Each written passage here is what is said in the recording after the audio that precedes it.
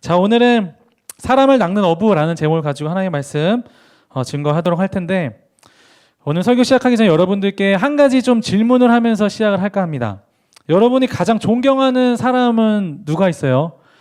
내가 존경하는 사람, 내가 만나고 싶은 사람, 한 사람이 있다면 누가 있습니까?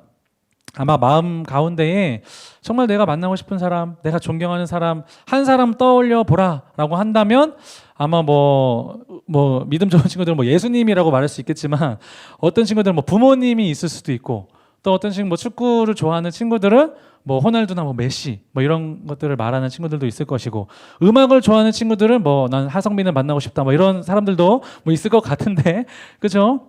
내가 정말 존경하는 사람, 육상을 한다 이런 친구들은 우사인 볼트를 만나고 싶겠죠. 그런데 만약에 예를 들어서 그렇게 유명한 좀 유명 인사들이, 여러분들이 존경하는 그 사람이 여러분을 만나고 싶대요. 그리고 여러분을 제자로 삼고 싶대요.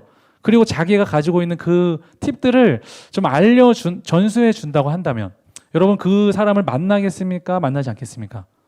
당연히 달려가서 만나겠죠. 그런데 진짜 실제로 나에게 좀 그런 일들이 벌어지면 어떨까라고 제가 생각을 해보니까, 만약에 제가 진짜 존경하는 그 사람이 저를 만나겠다라고 말을 한다면 저는 조금 의심이 들 것 같아요. 그렇지 않습니까, 여러분? 왜 그러지? 나는 유명한 사람도 아니고 나를 어떻게 하고 나를 만난다고 하지? 꿍꿍이가 무엇일까라고 하는 생각이 들 것 같습니다. 왜냐하면 내가 존경하고 내가 정말 바라고 있는 그 사람에 비해서 나는 유명하지 못하고, 어떻게 보면 나는 능력이 없는 것만 같기 때문에 왜 나를 만나고자 할까? 나를 왜 제자로 삼고 싶어 할까라는 생각이 들 것 같아요.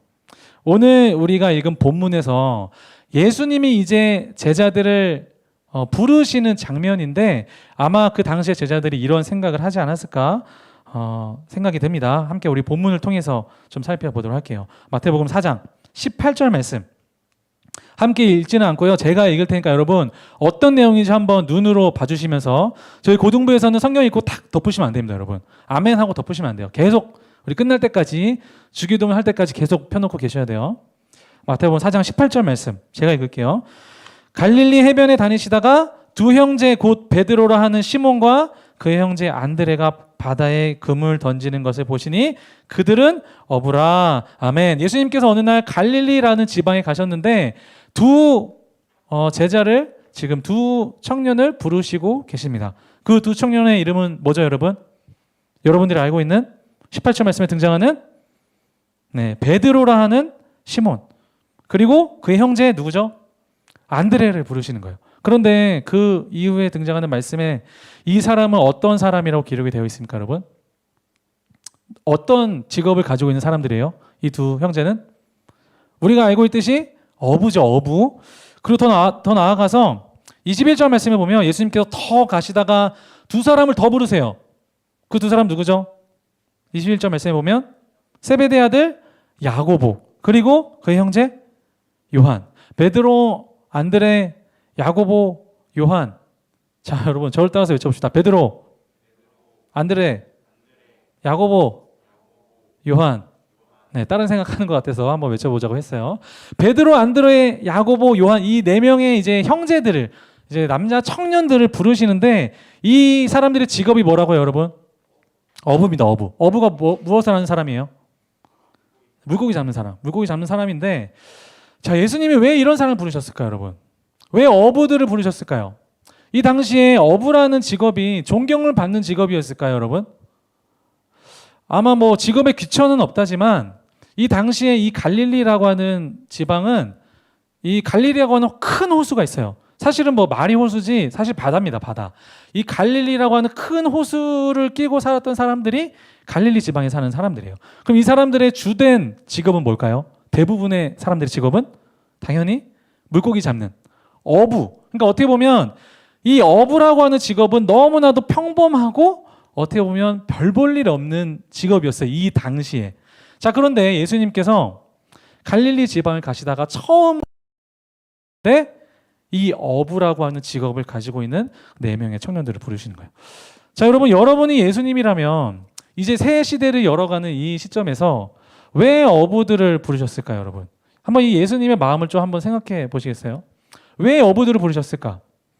아니 제가 예수님이라고 한다면 이제 정말 중요한 일을 앞두고 있잖아요. 그렇죠? 십자가라고 하는 위대한 사명 앞에서 예수님이 하나님의 나라를 일으키기 위해서 그래도 좀 공부 잘하는 사람 아니면 정치를 잘하는 정치인을 부를 수도 있고 아니면 사람들의 마음을 막 쏙 빼앗는 달변가를 부를 수도 있고 아니면 자신은 좀 이게 보디가드 좀 자신을 지켜주기 위해서 힘이 센 사람들 이런 많은 사람들이 있는데 왜 예수님께서는 굳이 이 평범하고 별 볼 일 없는 직업을 가지고 있는 이 4명의 형제들을 부르셨을까요, 여러분? 한번 생각해 보세요. 이게 너무나도 중요한 질문이기 때문에 한번 생각해 보셔야 됩니다. 왜 예수님은 그 많고 많은 직업 중에서 정말 조금이라도 똑똑하고 조금이라도 능력 있는 사람 부르면 그래도 좀 편하잖아요. 효율적이고. 하나님의 지금 이 중요한 일 앞에서. 그런데 왜 예수님은 어부 4명을 부르셨을까? 예수님께서 이 형제들을 제자로 부르신 이유는 무엇이냐면 하나님의 일은 결코 사람의 힘으로 일어나는 것이 아님을 알려주기 위함입니다.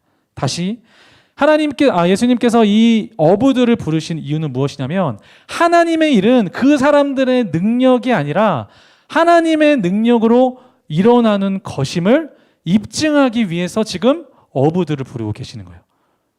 여러분 이게 무슨 말이냐면 예를 들어서 여러분 제가 형진이랑 한번 주짓수를 한다고 한번 상상을 해볼게요.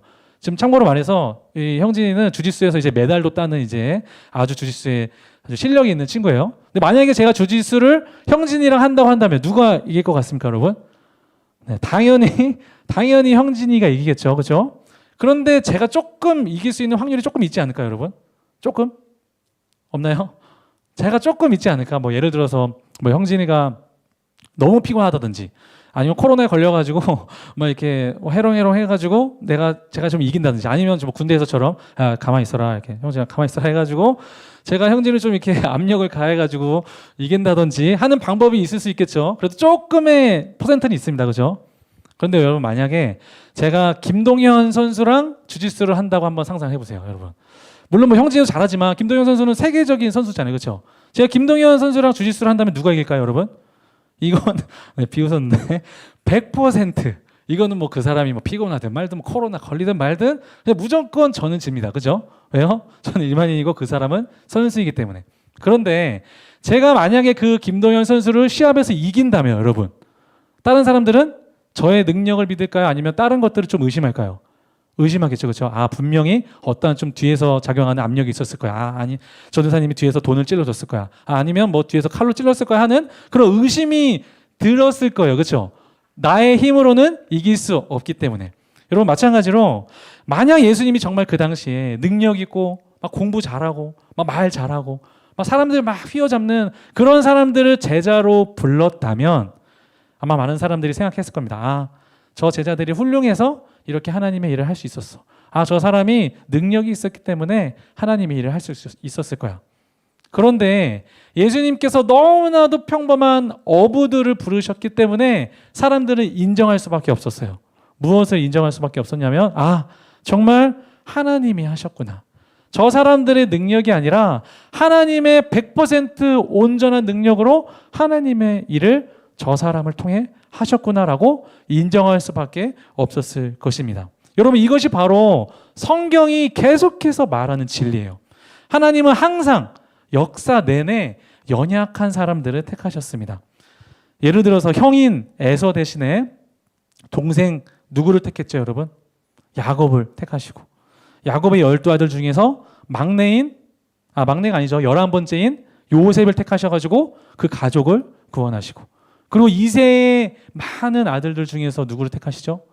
막내인 다윗을 택하셔서 하나님의 일들을 행하시잖아요. 하나님은 항상 이렇게 행하십니다. 연약한 자들을 택하셔서 지혜로운 자들을 부끄럽게 하시는 일들이 바로 하나님께서 즐겨 사용하시는 하나님의 방법입니다. 고린도전서 1장 27절에서 29절 말씀에 보면 이렇게 기록이 되어 있어요. 제가 앞에 좀 띄워드리도록 할 텐데 고린도전서 1장 27절에서 29절 말씀. 자, 저 한 절, 여러분들 한 절 읽도록 하겠습니다. 그러나 하나님께서 세상에 미련한 것들을 택하사 지혜 있는 자들을 부끄럽게 하려 하시고 세상의 약한 것들을 택하사 강한 것들을 부끄럽게 하려 하시며 28절 말씀 시작.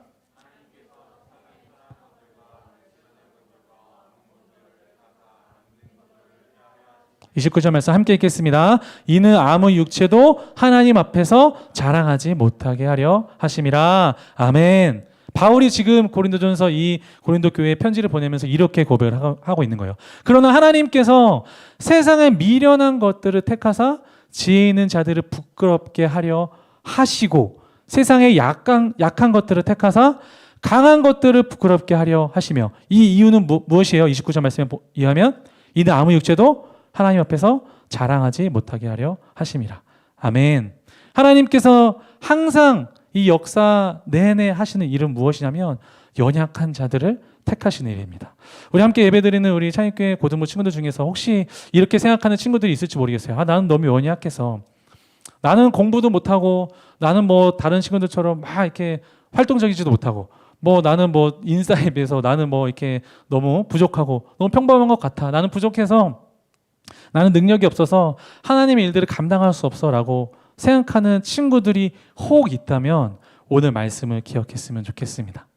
예수님께서 너무나도 평범한 그 어부들을 부르셔서 위대한 하나님의 일들을 일으키셨던 것처럼 여러분들의 그 약한 것들을 하나님 앞에 내려놓으며 나아갈 때 우리 제자들이 그물을 버려두고 나아갔던 것처럼 여러분들이 여러분들의 연약한 점들을 주님 앞에 내려놓으며 주님 앞에 나아갈 때에 하나님께서 연약한 여러분들의 삶을 사용하셔서 이 땅 가운데 귀한 하나님의 역사를 일으키실 줄 믿습니다. 우리 함께 예배드리는 모든 친구들 우리의 연약한 점들을 주님 앞에 내려놓고 주님 나 연약합니다. 그러나 나를 사용하시는 주님을 위대합니다 라고 고백하며 나아가는 여러분들 되어져서 이 땅 가운데 놀랍게 쓰임받는 우리 창립교회 모든 고등부 친구들이 되어지기를 주님의 이름으로 축복합니다. 여러분 제가 마지막 이야기만 하고 좀 이 설교를 마칠까 하는데 사실 제가 이 말씀을 준비하면서 어떤 생각을 했냐면